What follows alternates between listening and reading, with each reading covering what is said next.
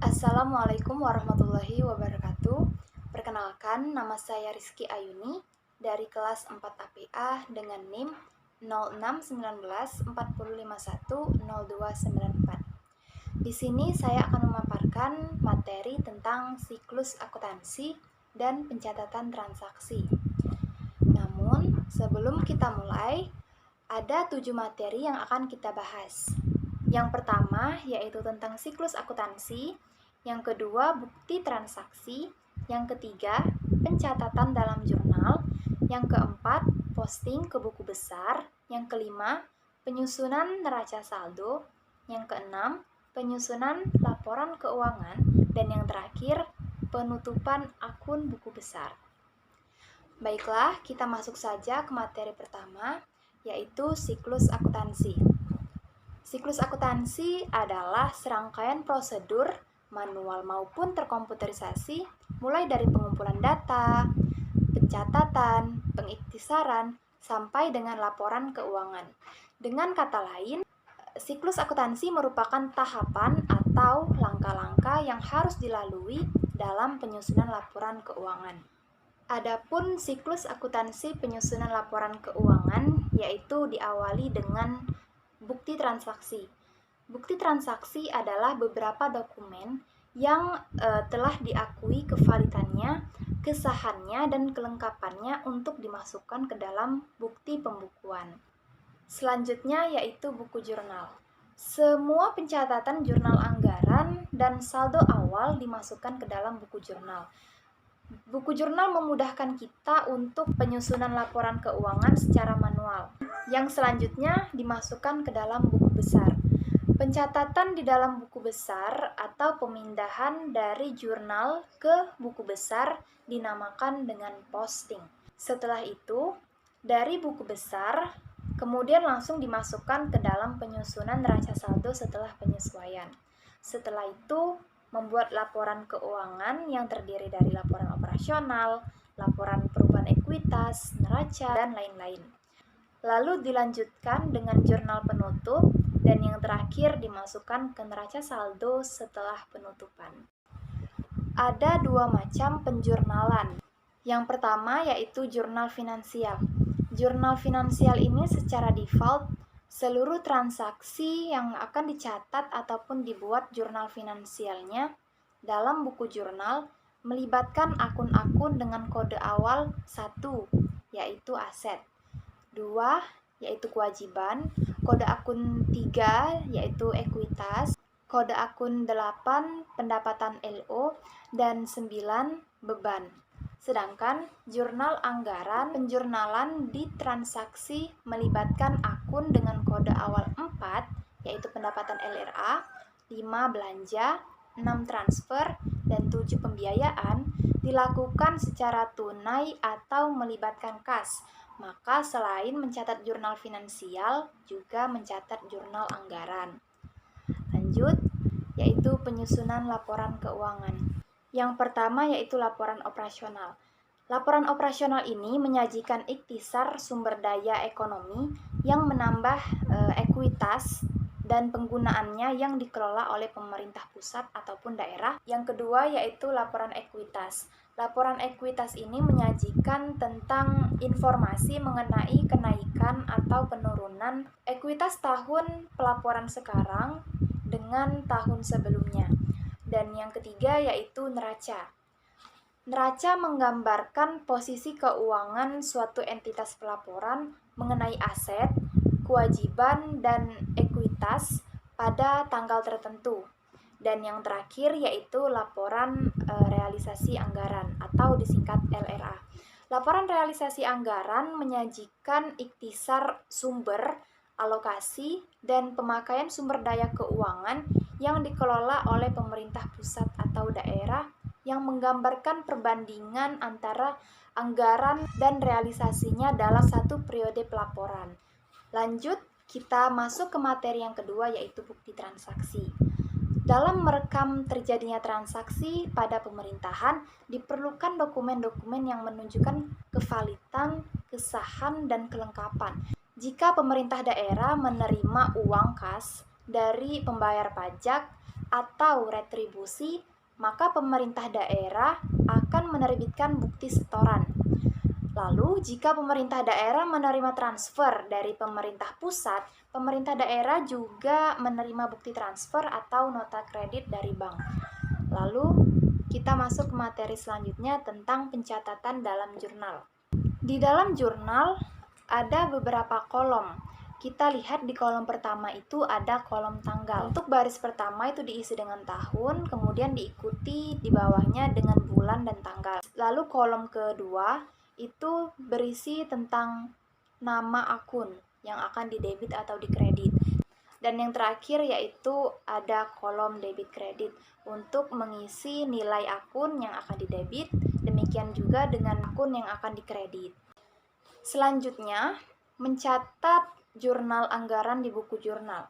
Jurnal anggaran ini dibagi lagi menjadi dua, yaitu jurnal anggaran PPKD dan jurnal anggaran OPD.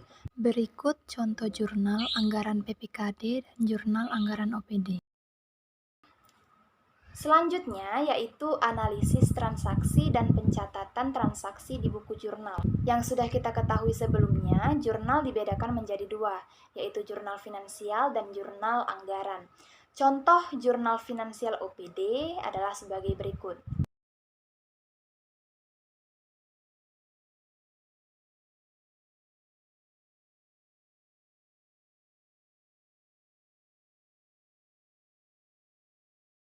Kemudian kita masuk di pencatatan jurnal penyesuaian di buku jurnal.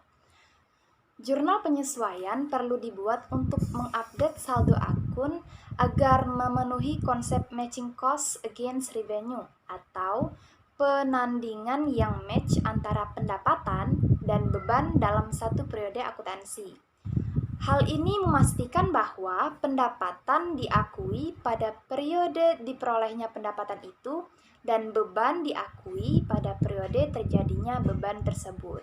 Adapun alasan-alasan mengapa neraca saldo itu belum up to date adalah sebagai berikut. Yang pertama, kejadian-kejadian tertentu seperti pemakaian bahan habis pakai tidak di jurnal setiap hari karena alasan yang praktis. Dan yang kedua, beban terjadi karena berlalunya waktu, seperti berkurangnya manfaat gedung. Dan yang ketiga yaitu beberapa akun seperti beban listrik mungkin belum dicatat karena tagihan dari PLN belum diterima. Lalu, adapun tujuan penyusunan jurnal penyesuaian yaitu pertama, untuk melaporkan semua pendapatan atau revenue yang diperoleh selama periode akuntansi. Dan yang kedua, melaporkan semua belanja atau beban yang terjadi selama periode akuntansi. Yang ketiga, melaporkan dengan akurat nilai aset pada tanggal neraca. Yang keempat, melaporkan secara akurat. Dan yang terakhir, membuat jurnal finansial saja sebagai implementasi basis akrual dan kewajiban pada tanggal neraca. Lanjut, kita masuk ke materi keempat, yaitu posting ke buku besar.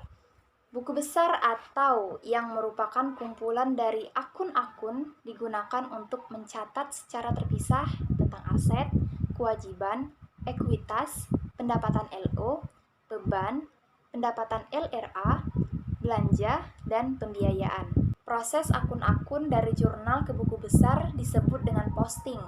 Posting ke buku besar sekaligus merupakan penggolongan dan peringkasan transaksi, sebab tiap-tiap data transaksi dibawa ke masing-masing akun yang sesuai. Misalnya di jurnal ada akun kas di bendahara pengeluaran, dan ada akun RK PPKD.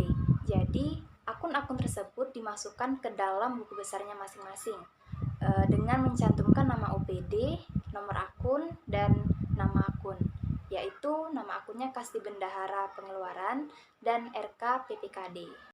Lalu kita masuk ke materi kelima, yaitu penyusunan neraca saldo. Akun-akun dalam buku besar pada akhir periode diikhtisarkan dan dikumpulkan dalam daftar yang disebut dengan daftar neraca saldo. Hasil ikhtisar nilai atau saldonya diletakkan dalam neraca saldo sesuai dengan saldo debit atau saldo kredit masing-masing. Total nilai kolom debit dan kredit itu harus balance, artinya antara debit dan kredit itu harus seimbang. Selanjutnya yaitu penyusunan laporan keuangan.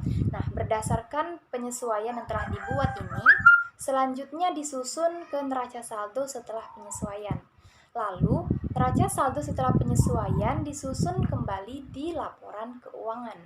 Untuk mempermudah penyusunan laporan keuangan, biasanya pemerintah daerah menggunakan worksheet atau kertas kerja. Dan adapun laporan keuangannya antara lain, satu, laporan realisasi anggaran atau yang biasa disebut dengan LRA, dan yang kedua yaitu laporan perubahan SAL atau laporan perubahan saldo anggaran lebih.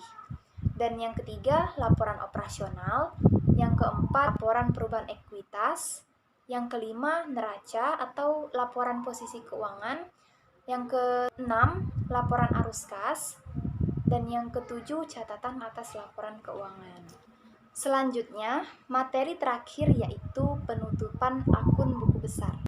Penutupan akun buku besar didahului dengan pembuatan jurnal penutup.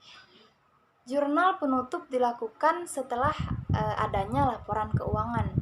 Jurnal penutup dibuat untuk menihilkan semua akun nominal atau akun sementara yang dilaporkan dalam laporan realisasi anggaran dan laporan operasional. Sehingga jurnal penutup meliputi 1. Jurnal penutup LRA, yaitu untuk menutup saldo akun-akun laporan realisasi anggaran. Dan yang kedua, jurnal penutup LO. Jurnal penutup LO ini digunakan untuk menutup saldo akun-akun dari laporan operasional. Berikut ini adalah contoh jurnal penutup laporan realisasi anggaran. Dan ini merupakan contoh jurnal penutup laporan operasional. Baiklah, sekian pemaparan dari saya mengenai siklus akuntansi dan pencatatan transaksi. Bila ada kata-kata yang salah atau kurang berkenan, saya minta maaf kepada Allah. Saya mohon ampun. Sekian, semoga bermanfaat. Wassalamualaikum warahmatullahi wabarakatuh.